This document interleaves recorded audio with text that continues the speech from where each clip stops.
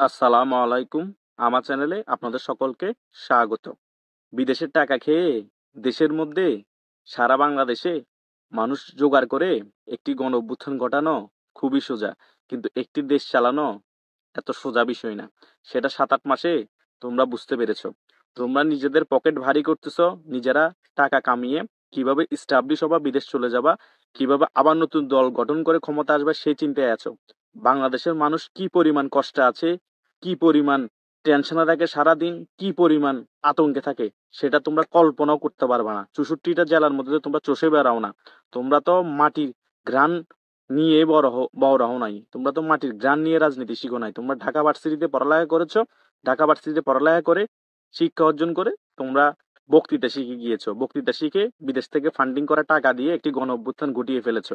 কিন্তু শেখ হাসিনা বাংলাদেশের 64টা জেলায় চষে বেরিয়েছেন, মাটি ঘ্রাণ নিয়ে রাজনীতি করা শিখেছেন। তিনি জানে একটি দেশ কিভাবে শাসন করতে হয়, কিভাবে চালাতে হয়। ১৬ বছর বাংলাদেশের মানুষকে স্বস্তিতে রেখেছে, শান্তিতে রেখেছে। ডাকাতি বন্ধ হয়ে গিয়েছিল প্রত্যন্ত গ্রামে, দরিদ্র কমে গিয়েছিল প্রত্যন্ত গ্রামের মধ্যে, চুরি অনেক অংশে কমে গিয়েছে, চিন্তায় অনেকাংশে কমে গিয়েছে, সকলকে এক হাতে দমিয়ে রেখেছিল। আর ওনাকে ভয়ও পেতেন সকল সেক্টরের মানুষ। প্রশাসনিক লাইনের বলেন, চুরি চিন্তা ডাকাতি যারা করতো তারাও কিন্তু ওনার সাংগঠনিক যারা ছিল কর্মী তাদেরকেও ভয় পেত।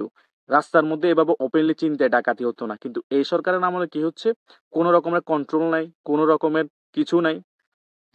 যেভাবে পারতেছে চুরি করতেছে, ডাকাতি করতেছে, মেরে ফেলতেছে, চিন্তাই করতেছে, গুম হয়ে যাচ্ছে মানুষ, ধর্ষণ হচ্ছে। এভাবে করে একটা জাতি দেশ চলতে পারে?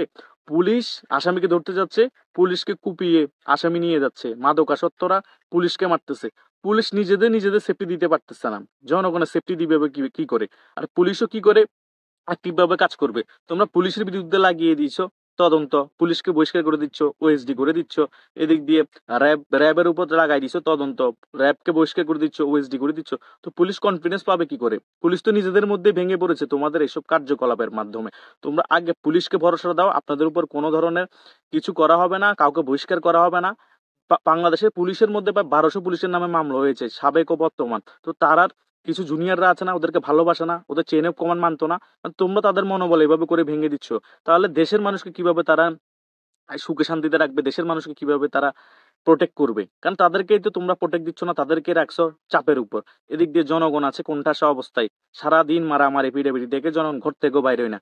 যারা কাজের তাগিদে ঘর থেকে বাইরে হয় তাদের হয়তো মোবাইল খুইয়ে যায়, হয়তো জানের নিরাপত্তা নাই, হয়তো মেয়েরে রাস্তায় ফেলে রাখে।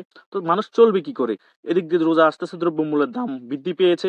আবার বলতেছো রোজাতে নাকি 48 ঘন্টা করে কারেন্ট থাকবে না অনেক জায়গায়। আবার অনেকে বলতেছে উপদেষ্টাদের মধ্যে যে সকল জায়গায় সমপরিমাণে লোডশেডিং করা হবে। তো এইভাবে করে যদি একটা দেশ তোমরা চালাও, আর দেশের টাকা চুষে চুষে নিয়ে তোমরা রাজনৈতিক দল গঠন করো, তোমাদের বিটকয়েনে টাকা জোগাড় করো, বিটকয়েনের মধ্যে টাকা ঢুকিয়ে রাখো ডলার আকারে, তাহলে তো দেশ চলবে না। তোমরা তোমাদের উন্নতি করতেছো, গুটি কয়েক মানুষের উন্নতি দিয়ে তো বাংলাদেশ চলতে পারে না। সাধারণ মানুষের কথা তো চিন্তা করতে হবে। আর একটি দেশ যদি এভাবে করে চলতে থাকে, দেউলিয়া তো হবে, নিজেদের কামড়াকামড়ি করে নিজেদের মাংস নিজেরাই খাবে। কারণ তোমরা আদিম যুগে ফিরিয়ে নিয়ে যাচ্ছ এই দেশটাকে। শুধু সোশ্যাল মিডিয়া থাকলে হবে না, সোশ্যাল মিডিয়ার দেখার জন্য এমবি কেনার টাকা থাকতে হবে, তাই না? শুধু আলু, শসা, সবজি থাকলে হবে না, ওসব কেনার জন্য টাকা থাকতে হবে। আর চুরি ডাকাতি যে হারে বেড়েছে ওইসব কেনারও টাকা থাকবে না। কারণ যারা পয়সাওয়ালা তাদেরকে মেরে ধরে লাশ বানায় ফেলতেছে, তাদের টাকা নিয়ে যাচ্ছে ডাকাতি করে। যারা গরিব তাদেরকেও মেরে ফেলতেছে। ছিনতাইকারীদের কোনো ধর্ম নাই, তারা কোনো রাজনৈতিক দল আর হয় না। তাদেরকে তোমরা দমন করতে পারতেছো না, তোমরা ব্যর্থ। ৮ মাসে যারা দমন করতে পারে নাই, ৮ মাসে যারা বাংলাদেশ কন্ট্রোল করতে পারে নাই, তারা আবার ক্ষমতা আসলেও কন্ট্রোল করতে পারবে না।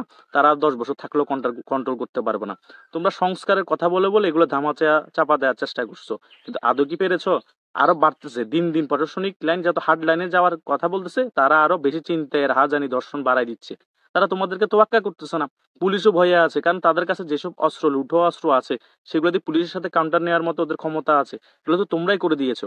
পুলিশের কথা হচ্ছে, আমরা যারা মারা গিয়েছি আমাদেরটার বিচার হবে না, ওইখানে ছাত্র যারা মারা গিয়েছে তাদেরটার বিচার হবে। তার মানে আমরা কি? আমরা মানুষ না? তাদেরকে তোমরা মানুষ হিসেবে চিন্তা করো নাই। তো তাদের মনোবল তো চাঙ্গা নাই। তারা মনে কষ্ট নিয়ে কাজ করছে, আবার তাদের জানের নিরাপত্তাও নেই। এটাই এখন বর্তমানের বাংলাদেশ। তাই এত কথা বলে লাভ নাই।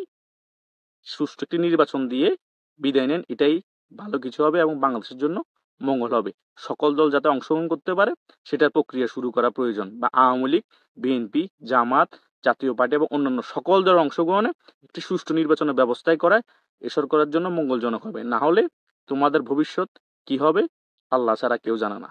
ধন্যবাদ সকলকে।